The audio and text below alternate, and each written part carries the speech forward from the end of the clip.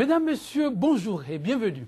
Réforme institutionnelle et politique pour éviter au Bénin les heures chaudes et moments d'angoisse extrême vécus ces dernières années, mais souvent vite oubliés une fois les épreuves passées. L'idée semble définitivement avoir pris corps. À chaque jour, ça part date et de fait pour convaincre de la détermination de l'exécutif à ne pas décevoir les attentes au niveau d'un tel chantier. La commission politique annoncée pour mener les réflexions est sortie. Les propositions qui s'imposent commencent à avoir deux visages. On cite pêle-mêle le constitutionnaliste Joël Aïvo, l'ancien ministre Victor Tokpanou, l'ex-président de l'Assemblée nationale Mathurin Kofinago. La trentaine de membres attendus aurait pour chef d'orchestre le ministre de la Justice, Joseph Dogbenou. Pourquoi un tel choix de la composition? Quel en est le mérite? Augure-t-elle cette composition de travaux conséquents et pertinents en adéquation avec les aspirations du peuple? Ce sont là quelques-unes des préoccupations qui constitueront le nœud gordier de l'émission du jour. Mais avant, le point de l'actualité vu par les journaux dans leur parution du jour, la revue des titres.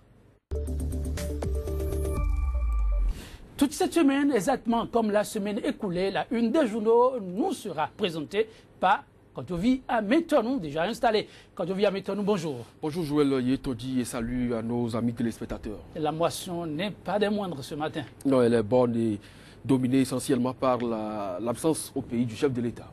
Et oui, vous avez la parole pour la suite. Merci Joël Yetodi. On démarre donc avec le quotidien Actu Express qui met en manchette tentative de mise en cause de la décision de l'autorité à la direction des examens et concours, enseignement secondaire.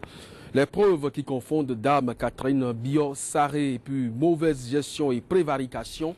Les Béninois exigent des audits de toutes les structures publiques et puis supposée réconciliation entre l'ancien et le nouveau président du Bénin, Martin Assogba, en appelle à la vigilance du président Patrice Talon. Mauvaise gestion des ministères et sociétés d'État, écrit Info Sud. La nécessité de retirer les passeports aux ministres et DG sous Yahi. Visite du président béninois en France, tête à tête entre François Hollande et Patrice Talon. Demain soir, c'est bien sûr prévu pour demain soir, écrit le journal Info Sud. La boussole floue autour de l'agenda du président Talon. Les Béninois veulent avoir une idée exacte de la position de leur président. Et puis, situation politique nationale, Daniel Ida invite le peuple à la vigilance pour aider le président à aller au bout de ses engagements. Le journal La Nouvelle Tribune, curieuse visite de Patrice Talon à l'extérieur, Paris 2, Abuja 0. Et puis, politique gouvernance, les 4 vérités de Jacques Ayadi à Patrice Talon.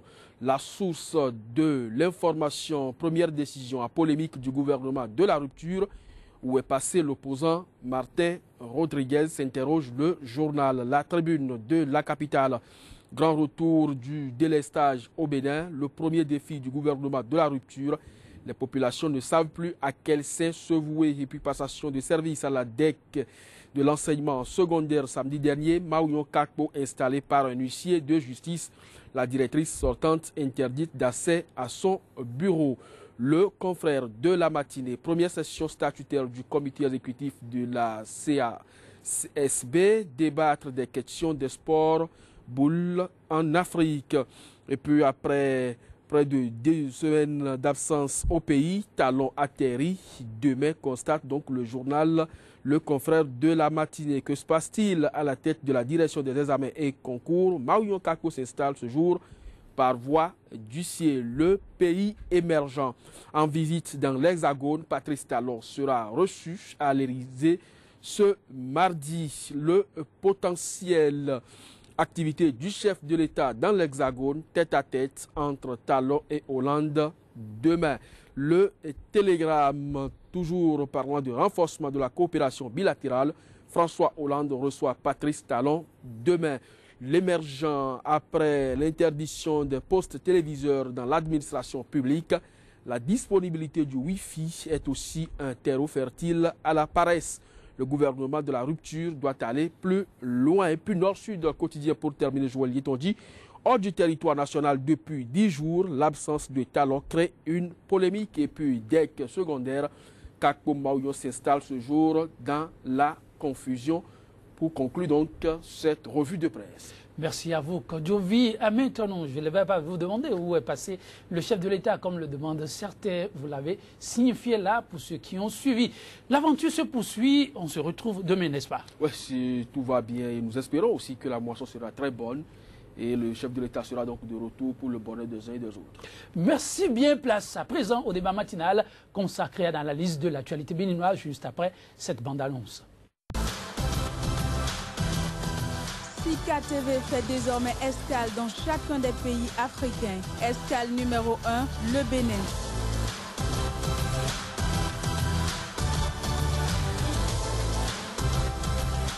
Retrouvez désormais sur Sika TV votre émission 100% Bénin consacrée exclusivement à l'analyse de l'actualité au Bénin. Pendant 45 minutes, la parole sera donnée aux spécialistes de l'information et autres analystes pour décrypter l'actualité socio-économique et politique.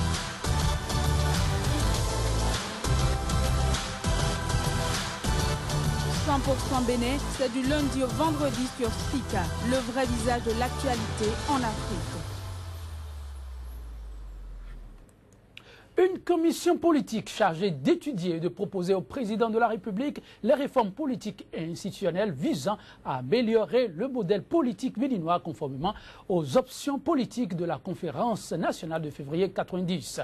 La décision prise à l'issue du tout premier conseil des ministres du premier gouvernement du régime de la rupture a aussitôt été suivie d'effets d'éminents juristes et hommes politiques retenus pour mener les réflexions qui s'imposent avec pour chef de file le garde des Sceaux, Joseph Diogbenou. Composition de la commission politique, des noms qui rassurent, l'option de rêve enfin opérée. Sur ce plateau, deux invités pour mener le débat avec nous. Massim Aklogan, analyste politique, précédemment porte-parole et soutien inconditionnel du candidat Lionel Zissou. Massim Aklogan, bonjour. Bonjour Joël Yetondi, bonjour aux téléspectateurs de Sika TV. Merci bien. En face de lui, l'un des militants de première heure du nouveau départ, Auguste Videgla, président du BNV, le Rassemblement des Béninois pour une nouvelle vision. Auguste Videgla, bonjour. Bonjour Joël Yetondi. Merci aussi de répondre à notre invitation. Merci. Que de noms circulent aussi bien sur la toile que dans bien des journaux au sujet de la configuration de la commission politique devant conduire les réformes annoncées. Loin de dames rumeurs, je me retourne vers Auguste Videgla. Que retenir? Ce qu'il faut retenir, c'est que en lieu et place de rumeurs, c'est plutôt une aube nouvelle qui se lève sur maintenant l'avenir politique de notre pays, qui jusqu'à ce jour était quand même assombri par un certain nombre pratiquement de désistements de la classe politique par rapport aux enjeux de développement de notre pays, par manque de structuration, mettons, des axes du système partisan de notre pays. Vous voyez, depuis la conférence des forces vives de la nation, vous voyez que notre pays a toujours opté pour le choix de ses dirigeants à la magistrature suprême, dans la classe des technocrates ou de la société civile, ce qui n'augure pas des lendemains meilleurs pour notre démocratie, parce que toute démocratie qui se respecte choisit ses dirigeants dans la classe politique. Une classe politique qui d'ailleurs même doit se focaliser sur les projets de société, doit s'organiser pour éviter l'émiettement, parce que nous constatons qu'au Bénin, nous avons une prolifération exagérée des partis politiques. Nous en sommes à plus de 200 et quelques partis politiques. Il faudra restructurer l'ensemble de toute cette classe politique pour arriver à un bloc de gauche, droite et centriste, en résumé environ 3 grandes formations politiques qui ont des assises et des bases dans l'ensemble des communes de notre territoire, afin d'enraciner véritablement la démocratie et de prendre en compte les enjeux de développement des populations à la base. Oui, parlons aujourd'hui de la composition de cette commission. Qu'est-ce qu'on peut retenir?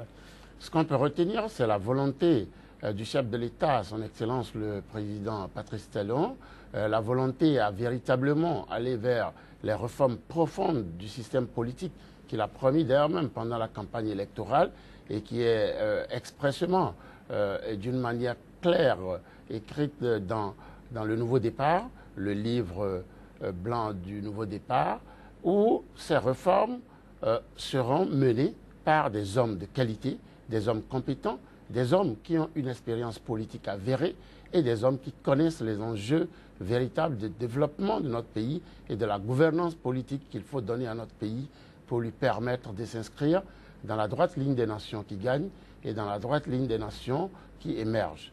Donc sa composition, elle a été bien faite. Le chef de l'État a choisi l'ensemble des composantes de la nation. Nous avons des juristes, des constitutionnalistes, mais aussi des politiques avérés qui ont une longue expérience de notre démocratie, d'ailleurs même pas seulement de notre démocratie, mais de la marche de notre peuple depuis les indépendances jusqu'à ce jour.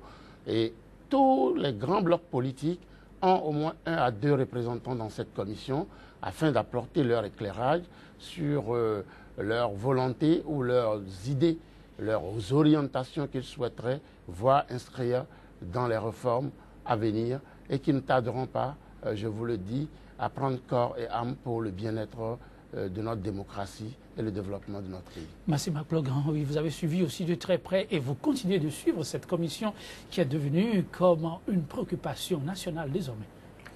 Oui, effectivement. D'abord, ce qu'il faut préciser, l'élection vient d'avoir lieu. Le président et son exécutif sont fraîchement installés. Donc je pense que tous les actes qui seront posés par cet exécutif seront parfaits pour les partisans et ne trouveront rien de beau pour ceux qui sont opposants ou qui étaient dans l'autre camp.